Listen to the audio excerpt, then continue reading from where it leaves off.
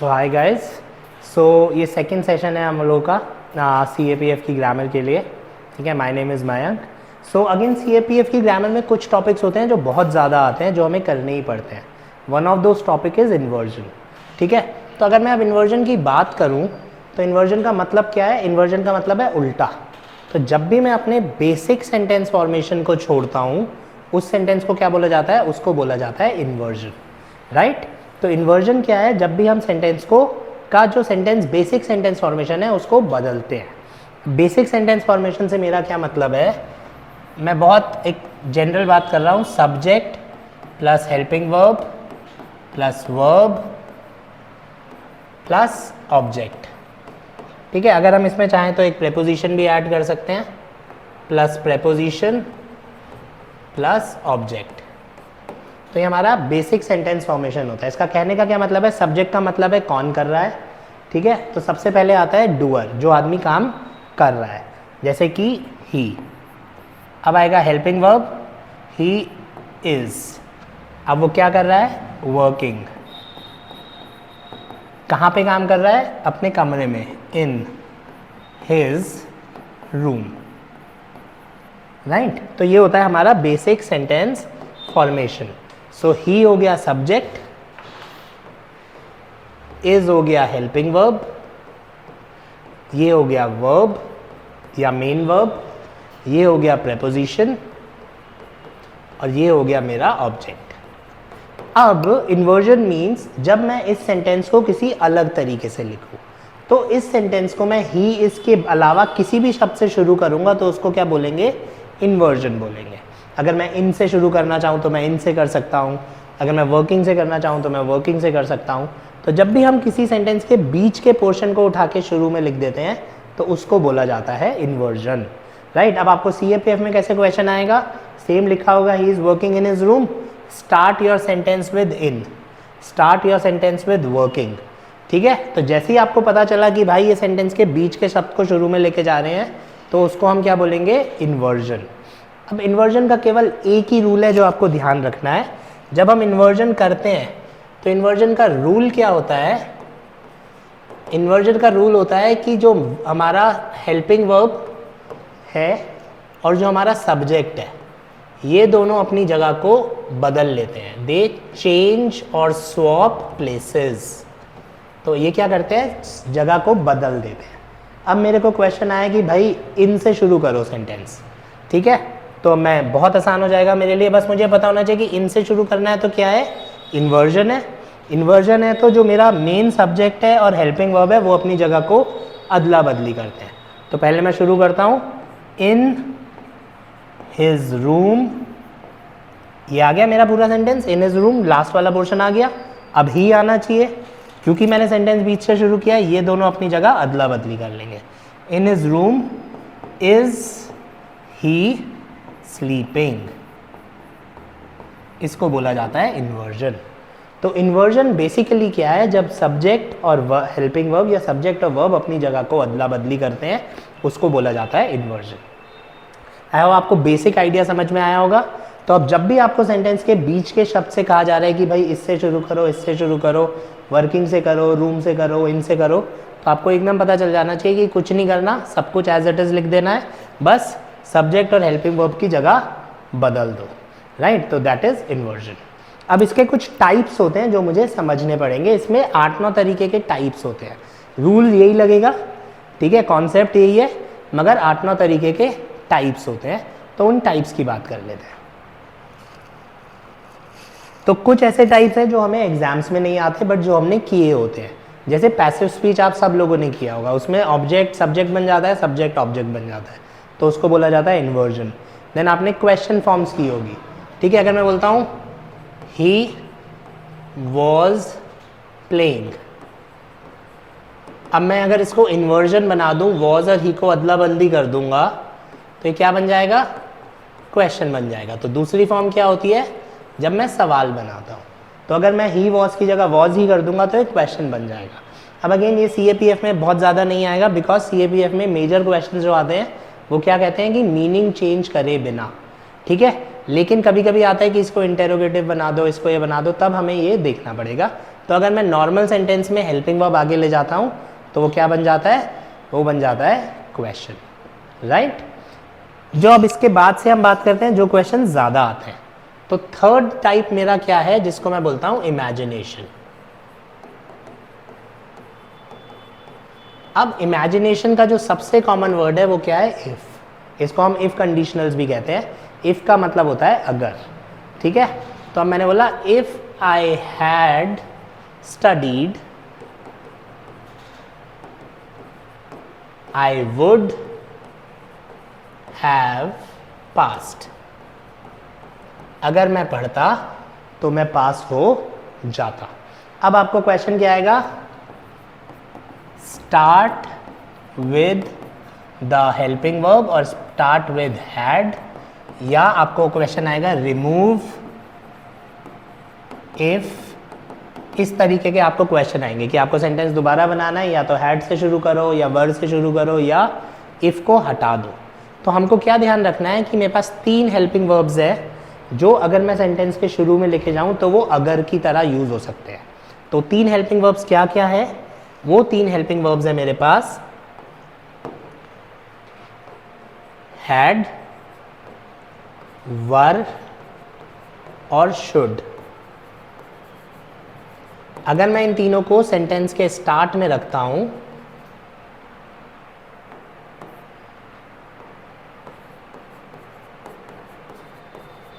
अगर इनसे मेरा सेंटेंस स्टार्ट होता है तो दे कैन मीन इमेजिनेशन। तो ये क्वेश्चन मुश्किल कब होता है, जब एग्जामिनर मुझे कहता है कि इफ हटा दो, ठीक है, और सेंटेंस का मीनिंग भी मत बदलो। तो मुझे कुछ नहीं करना, मुझे या तो हैड लगाना है या वर लगाना है या शुड लगाना है, ठीक है। तो अब इसको बना लेते हैं। अब हैड है तो वील स्टिक टू हैड, यहाँ पे वर होता तो हम वर से स्टिक करते, और नहीं तो हम सिंपली यहाँ पे अगर हैड और वर नहीं होता तो मेरे पास तीसरा ऑप्शन क्या था, सिंपली इफ हटाओ और शुड लिखो, ठीक है। तो अब जो भी आया उस हिसाब से आपको इसको करना पड़ेगा। तो हम पहले शुरू करते हैं कि हैड लगाओ। तो ये मैं कैसे बना दूंगा, had I studied I would have passed, simple, ठीक है। दूसरा तरीका क्या होता, एग्जामिनर क्या बोलता है कि इफ शुड यूज करो या इफ हटा दो, ठीक है। तो मेरे पास एक ऑप्शन ऑन होता, वो क्या होता, should I study, study studied I would have passed. तो आपको बहुत ज़्यादा याद रखना है ये बात कि should it can be used in place of if. ये हम लोग गड़बड़ कर जाते हैं, क्योंकि जब एग्जाम में आता है कि भाई शुड से सेंटेंस शुरू करो तो हमारा दिमाग कहाँ चला जाता है, शुड का मतलब होता है चाहिए था, चाहिए। तो शुड का मतलब चाहिए तो होता है, लेकिन शुड का मतलब अगर भी होता है, अगर मेरा सेंटेंस उससे शुरू हो रहा है, ठीक है। तो ये हमारे इन्वर्जन का सेकंड केस हो गया, जब एग्जामिनर ने इफ लिखा होगा और मुझको क्या देगा कि इफ हटा दो, ठीक है, या उसने बोला होगा कि भाई हैड से शुरू कर दो या वर से शुरू कर दो। तो अगर आप हैड और वर से सेंटेंस शुरू कर रहे हो तो that is basically inversion, that is considered as an imaginary sentence. उसको हम क्या मान के चलते हैं, उसको हम मान के चलते हैं इमेजिनरी सेंटेंस। आगे मूव करते हैं। अगला जो मेरा केस होता है इसमें, नेक्स्ट केस जो होता है, केस नंबर 4, दैट इज जब मेरा वर्ब कौन सी फॉर्म में हो, कंटिन्यूस फॉर्म में हो या थर्ड फॉर्म में हो, वर्ब प्लस आईएनजी हो या थर्ड फॉर्म में हो। अगर मैं अपने सेंटेंस को वर्ब प्लस आईएनजी मतलब कंटिन्यूस फॉर्म से शुरू कर रहा हूँ या मैं उसको थर्ड फॉर्म से शुरू कर रहा हूँ, तो मेरा जो क्वेश्चन होगा वो इन्वर्जन में जाएगा। मेरा क्वेश्चन में क्या होगा, इन्वर्जन में जाएगा से क्या मतलब है, वर्ब और हेल्पिंग वर्ब अपनी जगह, सॉरी नाउन और हेल्पिंग वर्ब अपनी जगह अदला बदली करेंगे, ठीक है। He was playing in the room. अब एग्जामिनर ने क्या बोला, एग्जामिनर ने बोला कि भाई स्टार्ट विद प्लेइंग, तो सेंटेंस के बीच का पोर्शन शुरू में आ रहा है, तो अब हमें क्या करना है, इसके बाद का सारा पोर्शन लिख दो पहले, ठीक है, जहां से वर्ड शुरू हो रहा है उसके बाद जितना भी कुछ है सब लिख दो, ठीक है। तो क्या बोलेंगे, प्लेइंग इन द रूम। अब खत्म हो गया। अब मुझे ये लिखना है। अब इसको जब मैं यहाँ पे लाऊंगा तो इन दोनों को मैंने क्या कर देना है, अदला बदली कर देना है। जब तक मैं उसको अदला बदली नहीं करूँगा वो इन्वर्जन नहीं होगा। इन्वर्जन का मतलब क्या होता है, उल्टा। वो हेल्पिंग वर्ब पहले, वर्ब बाद में, वॉज ही और full stop. So playing in the room was he, ये हो गया आईएनजी से, ठीक है। अब सेम चीज़ है, अगर मैं थर्ड फॉर्म लिखूंगा तो थर्ड फॉर्म से भी ऐसे ही आएगा, जैसे he was lost in the forest. अब एग्जामिनर ने मुझे क्या बोला कि भैया लॉस्ट से सेंटेंस शुरू कर दो। अब मैं लॉस्ट से शुरू कर रहा हूँ। अब मैं लॉस्ट से शुरू करूँगा तो वापस वही लॉजिक है, लॉस्ट के बाद जितना कुछ भी है सब कुछ लिख दो, लॉस्ट इन द फॉरेस्ट। अब आगे तो कुछ और लिखने को नहीं बचा ना। अब मुझे कहाँ आ जाऊँगा, यहाँ पे आ जाऊँगा। तो इन्वर्जन का क्या रूल है, हेल्पिंग वर्ब नाउन को अदला बदली करो, lost in the forest was he. तो ये हो गया, जब मेरा वर्ब आईएनजी या थर्ड फॉर्म देता है एग्जामिनर तो वो क्या हो जाएगा, इन्वर्जन हो जाएगा। It would be used as inverted sentence. Clear? आगे करते हैं। अब ये क्वेश्चंस ना अगर आपने और कोई पेपर दिया है तो आपको वहाँ भी दिखेंगे, बट वहाँ स्पॉटिंग एरर्स में आते हैं, आपको डिटेल में आ जाते हैं। That is the only difference. तो नेक्स्ट हम बात करते हैं प्रेपोजिशनल फ्रेज या प्रेपोजिशन। वापस मैं सेम सेंटेंस लिख रहा हूं, he was lost in the forest. अब एग्जामिनर क्या कहता है, अब एग्जामिनर मुझे कहता है कि भाई इनसे सेंटेंस शुरू कर दो। तो इनसे करूंगा तो इनके बाद का सारा पोर्शन लिखा, इन द फॉरेस्ट। अब मुझे यहां पे आना है। अब क्या दो चीजें अदला बदली होंगी, हेल्पिंग वर्ब और verb. In the forest was he lost, in the forest was he lost. तो ये हो गया मेरा प्रेपोजिशनल फ्रेज। तो सब कुछ सेम चल रहा है, बहुत ज़्यादा फर्क नहीं है। द आइडिया इज आपको क्लिक कर जाए ऑप्शन, ठीक है, अच्छा भाई ये इसने ऐसे कर दिया, इसने मुझे उल्टा करने को बोला है, राइट। अब जो नेक्स्ट पॉइंट करेंगे वो मेजरली एग्जाम्स में आता है, 90% टाइम्स आपको ये क्वेश्चन मिलेगा। तो नेक्स्ट पॉइंट हमारा क्या है, नेगेटिव इन स्टार्ट्स। नेगेटिव स्टार्ट, अगर मेरा सेंटेंस किसी भी नेगेटिव वर्ड से शुरू हो रहा हो। नेगेटिव वर्ड का क्या मतलब है, नेवर, हार्डली, रेयरली, लिटिल, ठीक है। इसके बाद एग्जामिनर कोई भी नो वाला शब्द लिख दे, नॉर लिख दे, नाइदर लिख दे। अगर मेरे सेंटेंस के शुरू में कोई भी नेगेटिव शब्द आ रहा है, नेगेटिव इंट्रोडक्शन है, तो मेरा जो हेल्पिंग वर्ब है, जो नाउन और वो है, वो अपनी अदला बदली कर लेंगे, ठीक है। कहने का क्या मतलब है, ही नेवर स्टडीड इंग्लिश, ठीक है। अब एग्जामिनर मुझे क्या कहता है, एग्जामिनर कहता है स्टार्ट विद नेवर, ठीक है, या एक start with rarely, hardly, little, कोई भी नेगेटिव शब्द। इंपॉर्टेंट क्या है, नेगेटिव शब्द। तो जैसे ही मैं नेगेटिव शब्द से शुरू करता हूं तो अब मेरा नाउन और हेल्पिंग वर्ब, हेल्पिंग वर्ब यहाँ है नहीं तो हेल्पिंग वर्ब में अपने आप लगा दूंगा जो भी टेंस है। अगर यहाँ हैड लिखा होता तो अदला बदली हो जाती। अब यहाँ कोई हेल्पिंग वर्ब नहीं लिखा तो मैं अपने हिसाब से लगा दूंगा, never did he study English. So never did he study English, that is my negative start, ठीक है। तो this was a point number 6। आगे मूव करते हैं। सो गाइज ये हो गया हमारा नेगेटिव स्टार्ट, ठीक है। नेक्स्ट इसमें जो हमारे को क्वेश्चन आ सकता है, नेक्स्ट आता है कंपैरेटिव। जब हम कंपेयर करते हैं या कंपैरेटिव डिग्री लिखते हैं, कंपैरेटिव डिग्री मतलब words like better, smarter and all. तो अब वापस वही लॉजिक है, he is better than you. अब आपको आ जाता है कि भाई बेटर से शुरू करो, तो क्या है बेटर? सेंटेंस के बीच का पार्ट है। जब मैं सेंटेंस के बीच के पार्ट को शुरू में लेके जाऊंगा तो क्या हो जाएगा? नाउन और वर्ब अपनी जगह को अदला बदली कर लेंगे। वापस वही लॉजिक हो गया। तो better than you is he.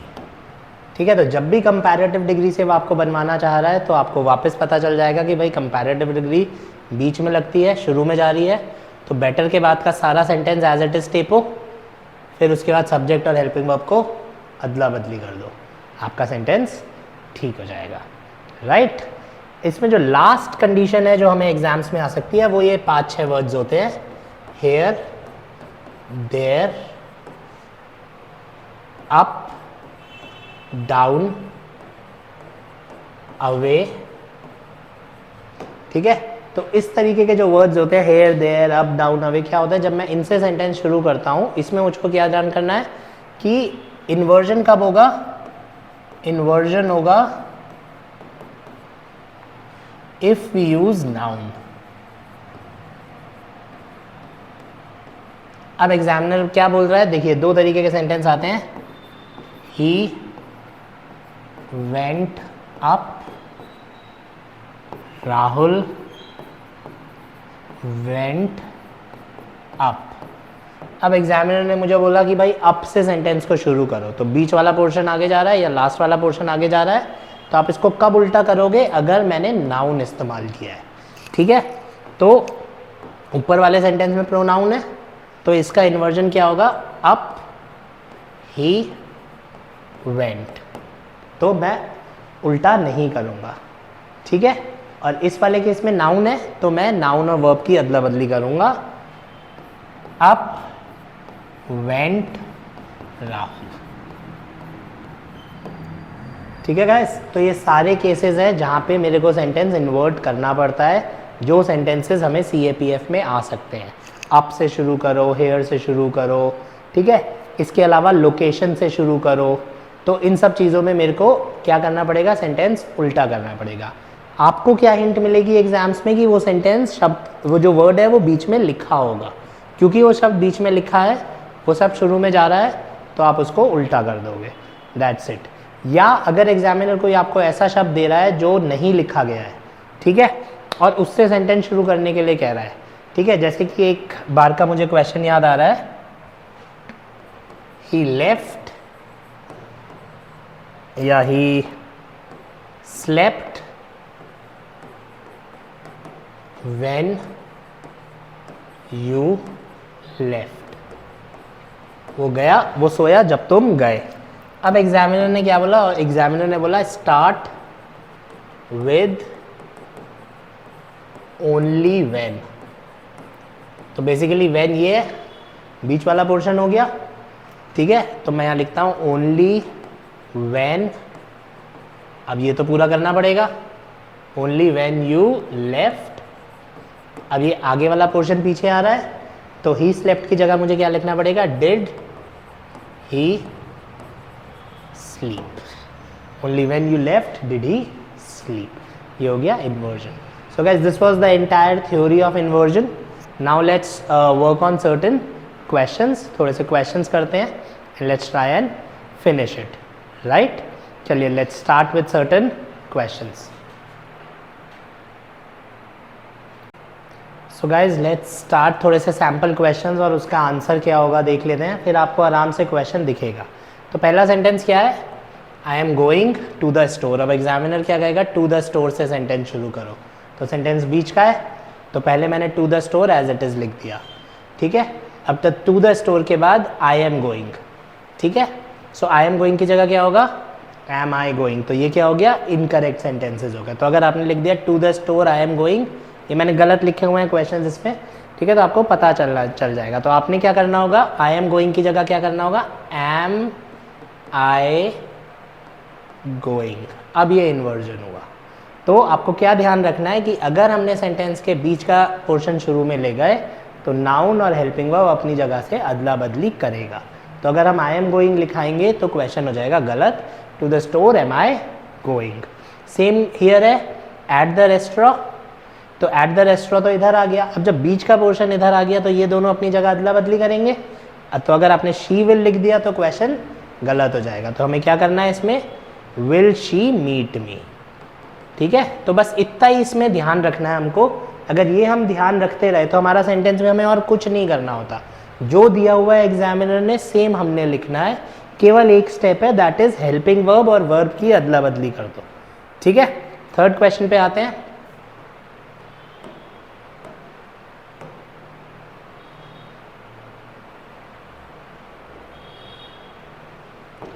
अब एक बार सोच के देखो इसमें क्या गलती की है। जब हमने इन्वर्ट किया, अब उसने टुमारो से शुरू कर दिया सेंटेंस, तो टुमारो, ठीक है, अब कॉमा लगा हुआ है। तो जब मैं टाइम की बात करता हूँ तो यूजुअली दोनों ऑप्शंस होते हैं। अगर यहाँ पे tomorrow should we visit the museum और we should visit the museum, आप जो भी बोलेंगे वो ठीक हो जाएगा। ठीक है, तो इसको हम छोड़ सकते हैं। तो अगर वो आपको टाइम वर्ड की बात बोलता है तो you can do what ever you want. ठीक है, लेकिन वो यहाँ तक में कुछ भी पूछेगा आपसे, वो द म्यूजियम बोलेगा, विजिट बोलेगा, तो मुझे उसको उल्टा करना पड़ेगा। ठीक है, जैसे ये आ गया, they have finished their work. ठीक है,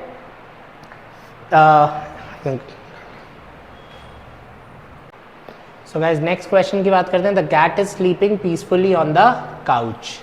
ऑन द काउच से उसने मुझे ऑन से सेंटेंस शुरू करने को बोला। आपको एग्जाम में क्या बोलेगा, ऑन से शुरू करो। तो ऑन के बाद वाला सारा पोर्शन आपने एज इट इज लिख देना है, on the couch.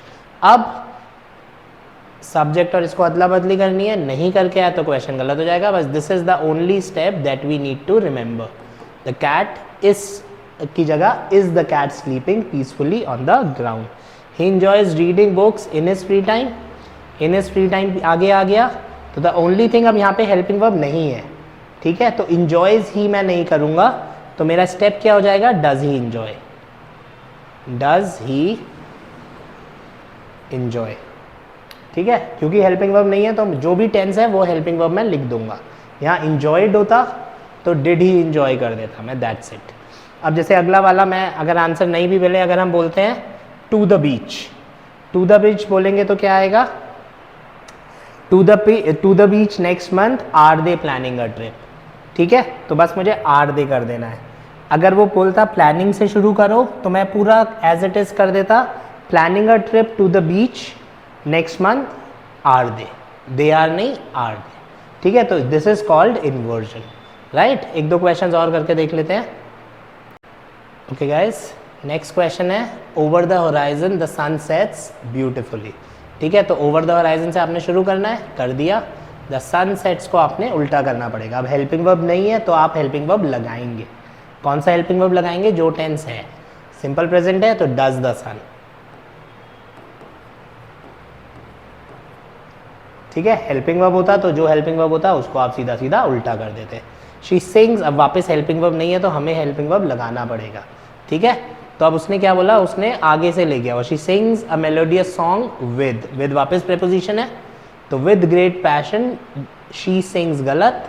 She sings की जगह मुझे क्या लिखना पड़ेगा, डज शी सिंग। एक क्वेश्चन और देख लेते हैं, फिर एक दो पास्ट ईयर के क्वेश्चन देखेंगे, then you guys can revise.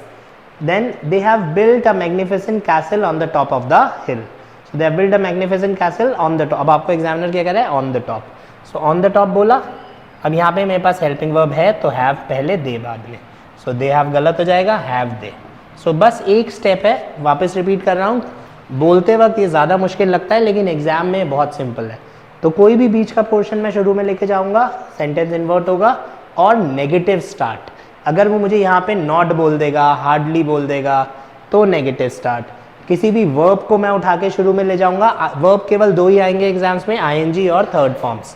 तो अगर आप आईएनजी को उठा के शुरू में लेके जा रहे हो, थर्ड फॉर्म को उठा के शुरू में लेके जा रहे हो, तो वो इन्वर्ट हो जाएगा। आई होप क्लियर हुआ होगा।